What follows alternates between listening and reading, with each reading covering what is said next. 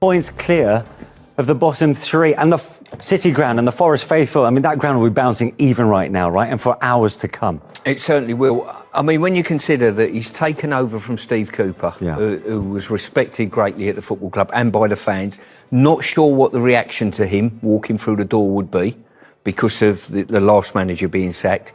Fans have got behind him, and he's delivered 3 performances and 2 brilliant results for the football club. For Manchester United, this is a very different story, Peter. It's it's another disappointment. It's another big disappointment. I'll put it that way. You're hoping when you see a result like the Aston Villa result that was only on Tuesday, so 5 days ago, that second half performance could be, some of that could be brought into the game today. And right from the first minute we talked about it, it's not there. You know, it was a really, really bad first half. It was an awful first half. I'm then hoping, because the first half against Aston Villa was so bad as well. And then it was a different team that came out.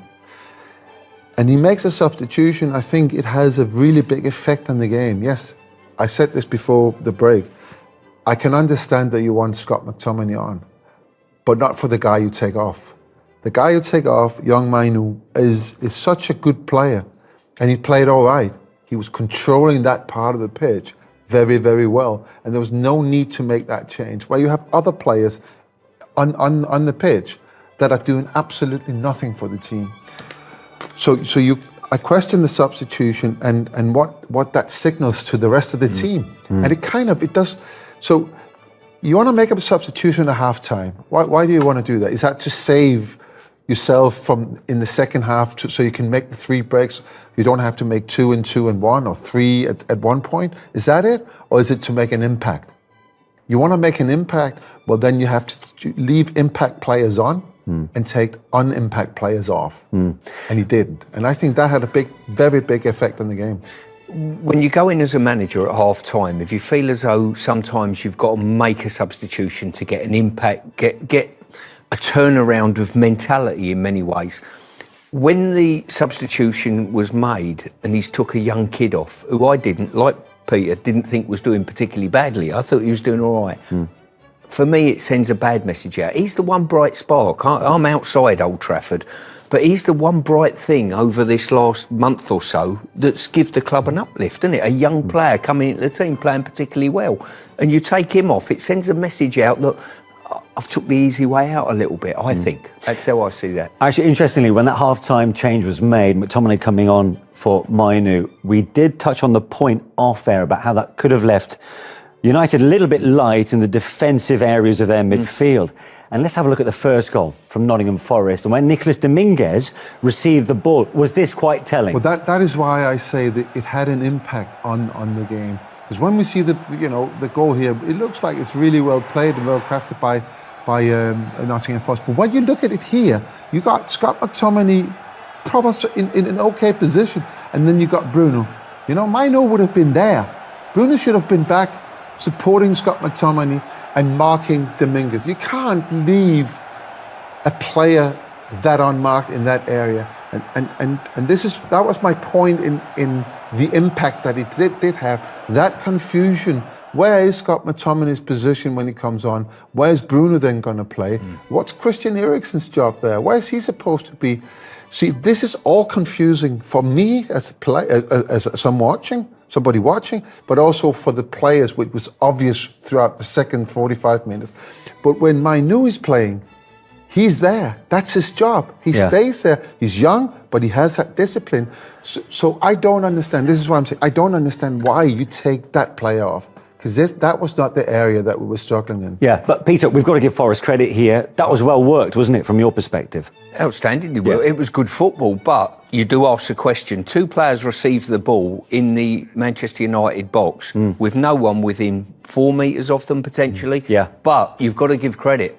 Fantastic. Montiel turned, great turn, rolled the ball across the face of goal. And no panic, a good side foot finish. But Manchester United did get themselves back into the contest, and they capitalised on what was a nervy few minutes for the Forest goalkeeper, Matt Turner. It comes of absolutely nothing. Turner's just made a very weird mistake just a minute before, and he makes another one here. Now, there's a lot to do before this is a goal. but that pass from Garnacho, so he does well in getting the ball off this. He reads it well. Rashford's putting pressure on him. He reads it with this pass here. I mean, to see that pass. And there's still some work to do for Rashford there. And it's a nice little side foot into the corner. Garnacho's done brilliant on 2 occasions now. He's had the presence of mind, having turned the ball over, to find a pass there. But he's put a message on the pass to Rashford. You can take it first time if you want, or take a touch. The ball's in your court.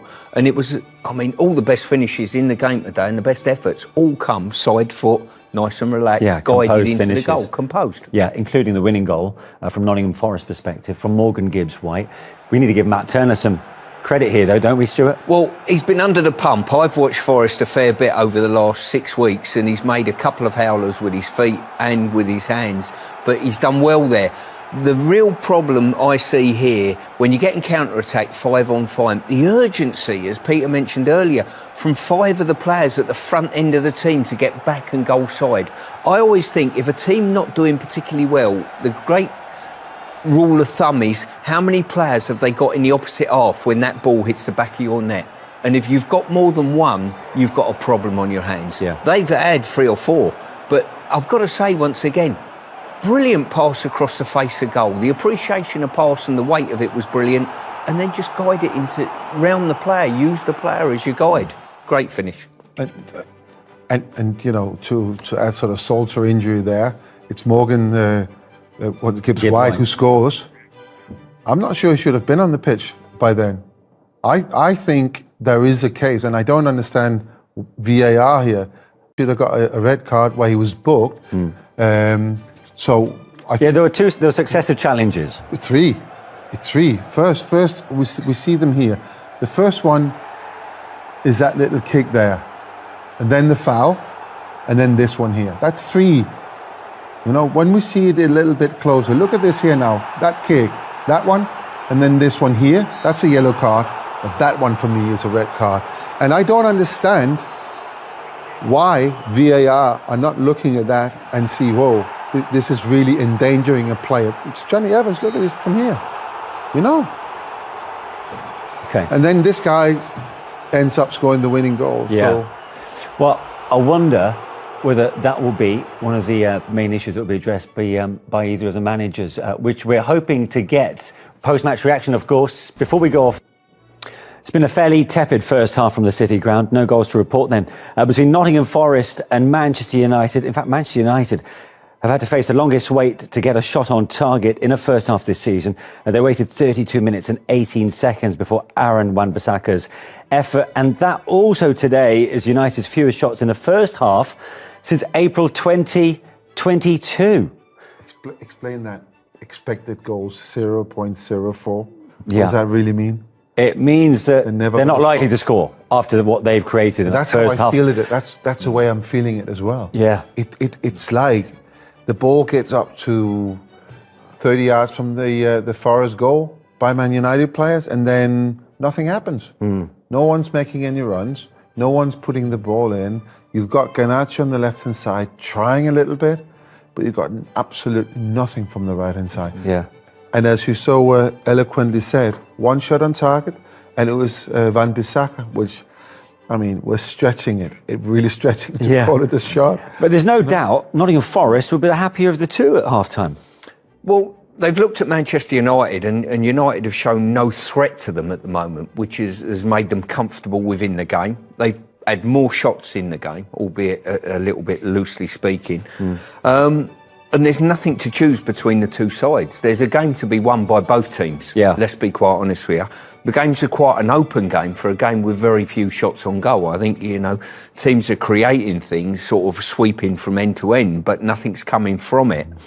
I'm just looking at the benches now, as you do at this stage when it's 0-0 and no one's creating. Hudson-Odoi is an option. I would be concerned if I was in the Forest camp that Scott McTominay might come on and change the dynamic in the centre of midfield. He's been scoring for United, arrives in the box, potentially might change things. But apart from that, there's very little being created. Yeah. The one change for United, Anthony's coming into the starting 11. Now, what have you made of his first half? Because you'd think he might have a point to prove, having seen Garnacho take hold of that right side, but with Højlund now missing, he's got an opportunity to stake a claim. He's got an opportunity, but he's had an opportunity for a long, long time. This is a player that hasn't scored this season. He hasn't, he hasn't got the instinct. So he's not made an assist. He's not scored. It's like he's not really understanding the game. I mean, you picked up on this one here. This is a brilliant one. It was the one before, the first one we saw when Fernandes has played that ball in behind the back line. He's made Anthony's mind up for him. Anthony's got to make Fernandes' mind up by making the run first. Yeah, I mean, as a winger, there's certain things that you expect them to do. Go into this area, cross the ball on your right foot, but he doesn't. He's trying here. He's trying. He hasn't got the pace. Still trying. He knows he hasn't got the pace, and eventually he actually does really well here, winning a throw-in, which is, of course, of no significance. Where we'd rather have a cross into the ball, into the box, and we talked about this last week. It's really, really difficult to understand. First of all, we don't know what the message is from the manager. He might have been asked to do what he's been doing, but then the manager is responsible for no assist, no goals, all of this season. Actually, we have to go back to April of this year for him to have even, put a number down on anything that has value for the team. I really think, the manager needs to rethink this position, even though that nobody, someone like Højlund is not in there, because he doesn't give much to the team, and he frustrates his team, his players around him. Yeah. It's so clear. See, sometimes as a player, if you're Anthony, what you've got to do is get in the mind of the fullback. What doesn't the fullback want from me? So if you're Anthony as a fullback, you want him to pick the ball up with no momentum, fiddle around with it, turn away from you and play backwards. That's what you want as a fullback. What you don't want is someone to get a head of steam up, receive the ball and drive at you, because he's got a low centre of gravity, which is one of his strengths. Yeah. And look to drop the shoulder, and you don't know whether they're going left or right. That's what they've got to do, put you on the back foot. Unless you do that, fullbacks get confident within the game against wide players. Yeah. And then I think one of his strengths should be, and all wide players' strengths should be, once you get the momentum up, then you're looking to shove it beyond the player, either beat him on your own or shove it into Rashford, or give it to an intelligent player like Bruno that's inside you for a little give and go in beyond. Absolutely. And there speaks one of the best left-backs we've seen on these shores, of course. So frustration really all round for both United, Jamie. Yeah, they've been horrible at times, especially down their right-hand side, offensively and defensively.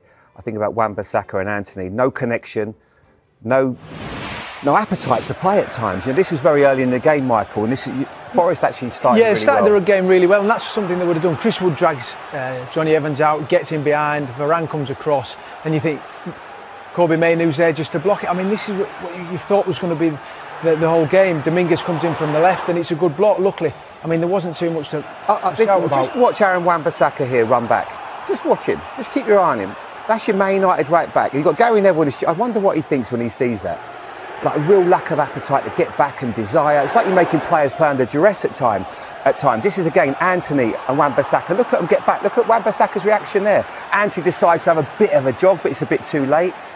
If Nottingham Forest actually believe they can win this game, they will. Because Manchester United haven't done enough. There's such a lack of energy in this team. Do you think then there's a lack of conviction about Forest? Yeah, I mean, look, Manchester United need to be better in them areas, but so do Nottingham Forest. I mean, they were fantastic. I mean, Varane makes a right mess of it here. He gets his body in all kinds of position now, whether he gets a call off an arm, and they get very fortunate that Chris Wood is in there just to tap one in.